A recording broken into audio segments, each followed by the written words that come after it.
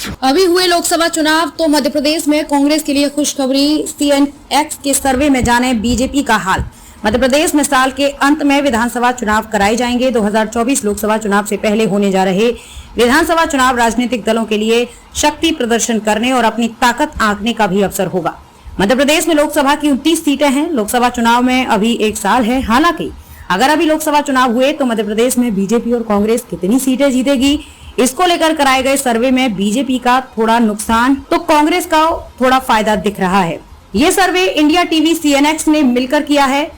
मध्य प्रदेश के लिए कराए गए ओपिनियन पोल में सीट के स्तर पर पार्टियों की स्थिति, रीजन वाइज स्थिति और वोट शेयर पर सर्वे कराया गया है। सर्वे के अनुसार बीजेपी यहाँ सबसे बड़ी पार्टी बनी रहेगी, लेकिन उसको 4 सीटों का नुकसान होता दिख रहा है। 2019 लोकसभा चुनाव में इसने 28 सीटें जीती थी, लेकिन इस बार 24 सीटों पर जीत के आसार हैं। वहीं विपक्षी पार्टी कांग्रेस को 4 सीटों का फायदा होता दिख रहा है।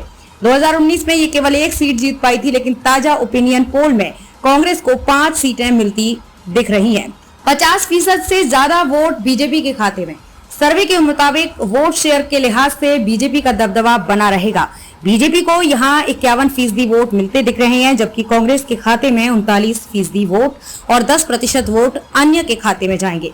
मध्य प्रदेश में कुल 6 रीजन हैं।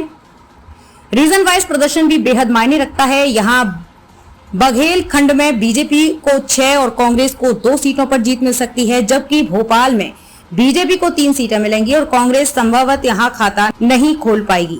यहाँ 1 भी सीट नहीं जीत पाएगी कांग्रेस। अन्य क्षेत्रों की बात करें तो चंबल में बीजेपी को 3 और कांग्रेस को 1 सीट, महाकौशल में बीजेपी को 4 और कांग्रेस को 1 सीट, मालवा रीजन में बीजेपी को 4 सीट मिलेगी और भोपाल की तरह मालवा में भी कांग्रेस को कोई सीट मिलने के आसार नहीं है। एक अन्य क्षेत्र निमाड़ में भी बीजेपी का ही दबदबा रहेगा। यहाँ बीजेपी के 4 उम्मीदवार जीत सकते हैं तो कांग्रेस के खाते में 1 सीट जाएगी।